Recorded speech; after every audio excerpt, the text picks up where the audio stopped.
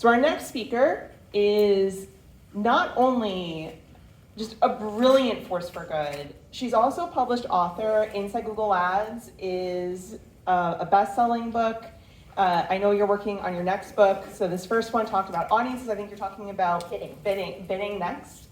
So Jyll Saskin Gales is an ex-Googler and current superpower PPC enabler. She shares tips and tricks on her YouTube channel, through LinkedIn. You can follow her in all the places. And she is going to be talking all about advanced audience targeting in Google Ads, maybe a preview for the book. And if people like it, they can buy it. Let's give it up for Jyll.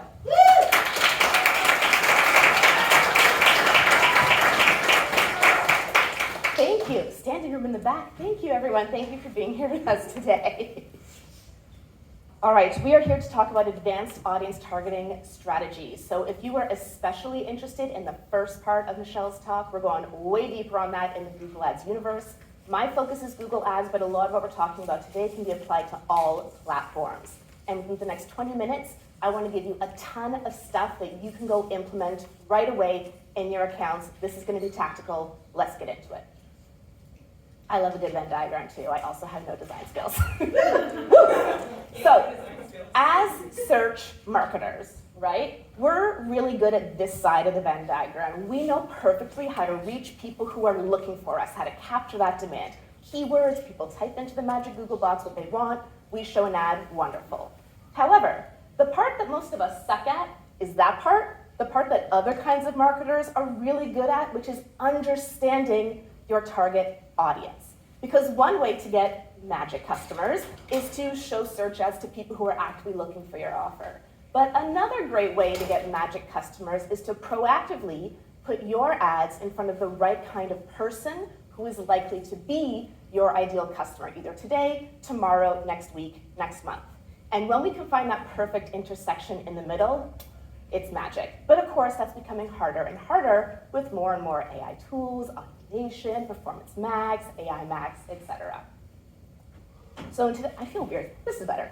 So in today's talk, I'm going to give you my exact playbook that I use with my Google Ads coaching clients for how to use audiences in search and shopping, how to use audiences in video and demand gen, and then how to use audiences in those sensitive interest categories where your audience capabilities are limited. And my credentials to do so are that I'm a Google Ads coach. I'm the founder of the Inside Google Ads course, podcast, and book. The book is right here, by the way, for those who would like to find it. And I also used to work at Google for 6 years, and I've been running my own business, making Google Ads accessible and profitable for you for the last 4.5 years. But first of all, let's talk about your new audience targeting playbook for search and shopping. Another Venn diagram. So when we have search ads, right, we have people who are actively looking in our category right now, and we can show them an ad. And that's great. The problem comes in when not everyone who is searching for the things that match to your keywords is actually your ideal customer. There's actually some universe of people who are your perfect customer and searching for your keywords, and then there's some other part who are your perfect customer and they're not actively searching right now. And I find this is often a challenge in like a B2B context. For example, I have a Google Ads coaching client. She runs a cleaning business, and she really wants commercial cleaning clients. And so some people will search commercial cleaning company, cleaning for businesses. But our target customers aren't always nice enough to qualify themselves that way. Sometimes they just search cleaning company. And it's like, do they want house cleaning? Do they want a $10,000 cleaning contract? What do they want? I don't know. Audiences can help us with that piece. So first step is to observe. However, you may not know that you don't actually need to put audiences on observation anymore in Google Ads in order to observe audiences. This is brand new. If you go to Insights and Reports, Insights in Google Ads, there is now an Audience Insights box for all campaign types, not just for Performance Max.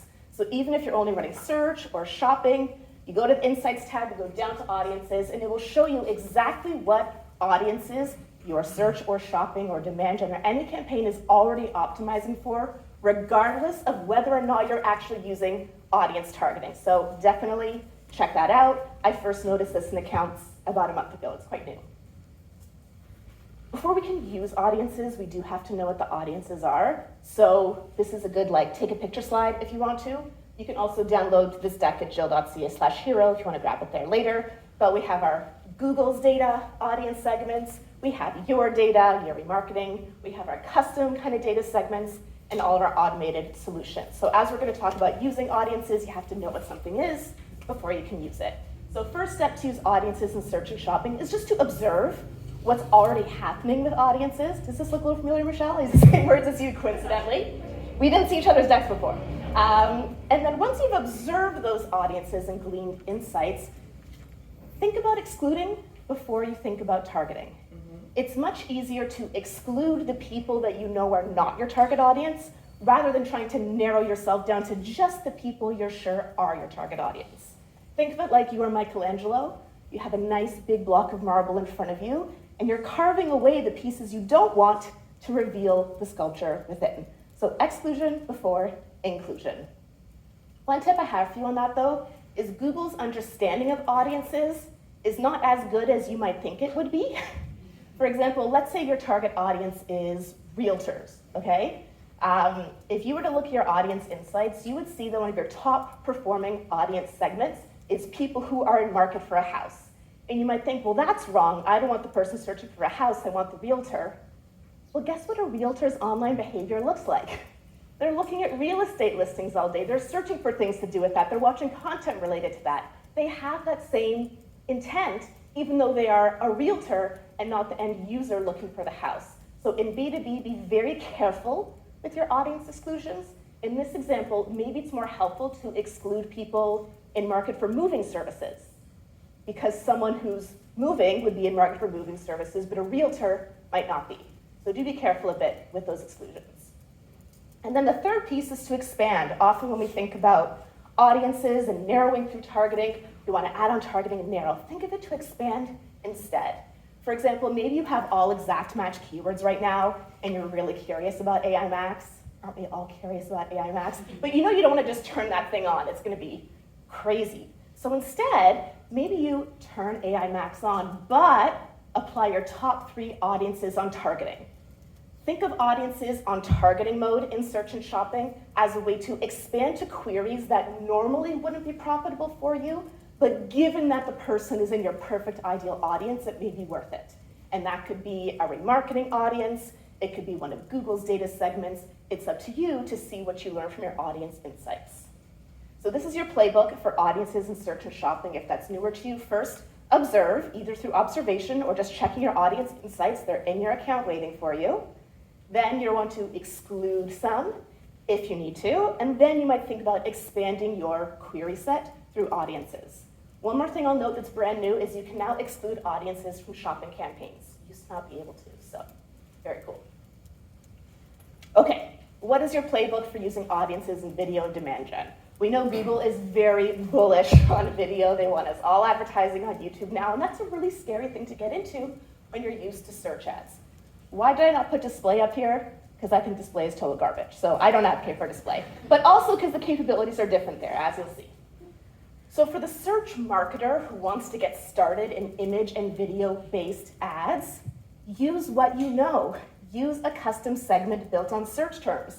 The key things you want to make sure you do are, first, you got to hit this radio button. The default is up there. You got to move it down here. People who search for these terms on Google, take your top 20 or top 50 search terms from your search or shopping campaigns or your Performance Max campaign now that you have a search terms report, plug it in to a custom segment, and now you're going to reach the exact same people who've been searching for these things on Google as they're doing other things online. Really easy way to expand. Now, importantly, this functionality only works for ads that are running on Google-owned properties. So it'll work on YouTube, Discover, Gmail, etc., but it doesn't work on the display network. One more reason not to use display.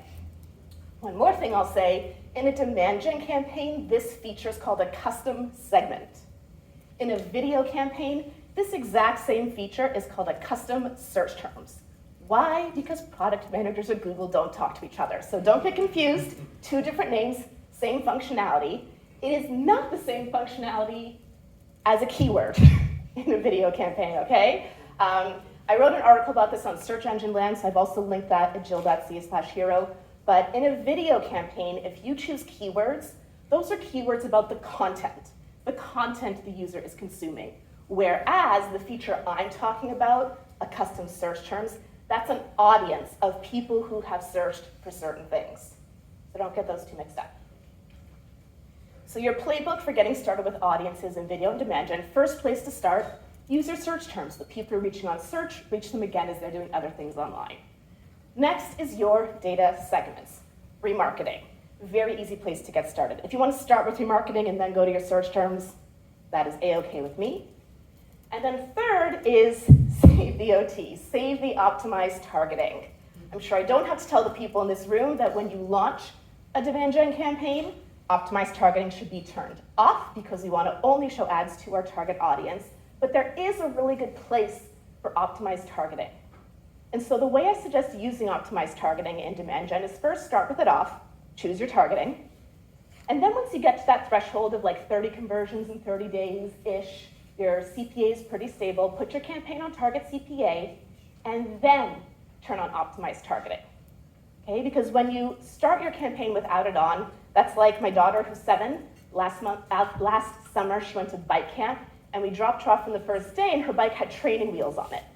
So she could ride and feel safe and stable and learn how to turn and how to stop and feel the wind in her hair. And then by the end of the day, the counselors took the training wheels off and off she went. And she was biking without training wheels on the first day of camp. But if we had just dropped her off at camp with the bike with no training wheels, she would have been terrified. She wouldn't have known what to do. She would have fallen over way more. And so that's the same. Start your campaign with training wheels on, with your exact targeting. Let it learn what conversions look like, what the right CPA is for you. And then you can take the training wheels off by turning optimized targeting on so that it can go find more people who may not meet your audiences but look similar to your converters. And your campaign now knows who the converters are because it has that training data. Now, last but not least, sensitive interest categories. So this is for my friends who work in finance or healthcare. And you may think, oh, I can't use audiences, it's restricted. You actually can, there are limitations. But if you operate in a sensitive interest category, you can still use all of Google's data segments. You can still use a lot of the automated targeting options. And you can use a combined segment in a display campaign as long as it only contains Google's data segments. So basically just Google's data segments. And so I'm going to walk you through a framework that I use now to help my clients who operate in sensitive interest categories, or maybe what they sell isn't limited, but the audience they're trying to reach isn't something where you can just tick a box. That doesn't exist. You got to work a little harder for it. Another Venn diagram. So, this is a real example. I met one of my neighbors earlier this summer, and her child is the same age as one of my kids, and she was saying that they were planning to enroll their child in a Chinese language daycare. And because I'm a totally normal human being, I thought, oh, this is the example I'm going to use at Hero Conf, it's perfect. So there is some universe of normal people, people in Toronto, who are looking for daycare. That's the offer, right? And we know how to reach them with keywords, with in-market for daycare, parents of toddlers, etc. Easy peasy. But she was looking for a Chinese language daycare. And so I was like, what if I ran a Chinese language daycare and I was trying to use Google Ads? Would it make sense for me to target everyone looking for daycare? Because probably 99% of them would not be the right people for my daycare. So what if we focus on the other side? What if we say, how do I reach people who want their children to speak Cantonese? And I will make an assumption here that these are Cantonese-speaking people in Toronto. How do I reach them? There's no box to tick for Chinese people, as there shouldn't be. But that doesn't mean that I can't reach them with a little creativity so that I can find customers for my Cantonese English bilingual daycare. So first, ignore your offer and focus on your audience. I did some Googling, and in Toronto we have about 100,000 Cantonese-speaking people versus there are about 300,000 babies and toddlers in Toronto. So it's much easier to try to reach people who speak Cantonese, of which some subset will want this daycare, versus trying to reach all the parents who might be looking for daycare, some very small subset of which may be looking for a Chinese language one. So ignore your offer, focus on reaching your audience. How do you do that when you can't just tick a box? It's something I call non-linear targeting. When you can't go directly to your audience, you have to do some research into who they are and what sets them apart so you can reach them in other ways. So what would set a Cantonese speaker in Toronto apart in their online behavior from other people who live in Toronto? If you're not in a sensitive interest category, which means you can still use custom segments, then that's going to be your best friend. And when I'm looking to reach people of a certain diaspora, for example, I will look at, okay, Cantonese is most commonly spoken in Hong Kong, so what can I learn about people in Hong Kong? What kind of news sources do they go to? What do they like to watch on YouTube? What kind of apps might they have on their phone? And then I'm going to target all of those things in Toronto as a way to reach them. But what if we are in a true sensitive interest category and you can't use custom segments? Then you're going to think really creatively through Google's data segments, which is your detailed demographics, affinities, life events, and in-market. And I actually open up Audience Manager in Google Ads when I do this, and I open every single one and systematically go through. So one option is various kinds of sports fans. So I looked up what are the most popular sports in China, and I saw basketball, that's also popular in Toronto, and then I saw tennis and badminton. And of course people like to play those two, but they're not like the most popular sports. So there's an affinity segment for tennis enthusiasts. Now, is every tennis enthusiast in Toronto going to be Chinese speaking? No, that's not the point. But a lot of them will be. That segment's going to over-index for the kind of audience I'm looking for. So that could be an interesting option.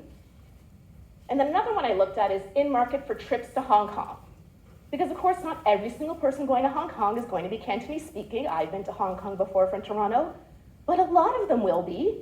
Most people in Toronto who speak Cantonese are gonna go to Hong Kong at some point this year or next year or the year after. So that's another great place to reach my audience. So the point with nonlinear targeting isn't to say, I sell mattresses, people searching for mattresses, in market for mattresses, I'm done. If you work in one of those industries, congratulations. But a lot of us don't work in one of those industries. And so that's where you need to think non-linearly about what else sets your target customer apart. Non-linear targeting. And then this pairs really nicely with the third piece, which is creative-led targeting. Because your creative is a stronger signal than any audience signal. Its job is to appeal to your target audience, but just as importantly, to not appeal to your not target audience. Because in a world where exact match no longer means exact, and performance max is getting broader, and audiences are getting broader, and AI is taking over, and we definitely don't have as much direct control over targeting as we used to, the thing you do have complete control over is your creative. And while AI can assist you there now, it cannot take over there for you, at least not yet. So if you have creative that really, really appeals to your target audience, and just as importantly, doesn't appeal to your not target audience, that is what is going to guide your targeting, because the people who engage with your ads, your campaign learns, oh, show it to more people like them. And then the people who don't engage, okay, show it to less people like that. I have a bi-weekly newsletter called The Insider, and the issue today, totally coincidentally, was actually about this last topic, broad targeting, narrow creative. Now, when I say broad targeting, I don't mean it in the meta sense where like they literally do no targeting and just have creative, but we're doing broader targeting in Google Ads than we used to, whether you want to or not, that's the reality. And because targeting has gotten broader, your creative needs to be much narrower. Versus what I think we all are used to as Google Ads practitioners, we're used to having very specific, narrow targeting, whether that's keywords or audiences, so your creative can just be whatever. I'm reaching the right person, doesn't matter what the ad says. It's not the case anymore. As targeting gets more and more broad, your creative needs to get much more narrow to appeal to them. So this is your playbook if you work in a sensitive interest category. Well, you can absolutely try to target your offer. I'm not saying ignore it forever. If you're trying to employ an audience-based strategy, start by ignoring your offer and focusing on your target audience. Then employ a non-linear targeting approach to truly understand all the different ways you could potentially reach that target audience, and then let your creative be your guide and be Google's guide, or whatever ad platform you're using, to further hone in on the exact people you're looking to reach. Thank you so much for joining me today. I'd like to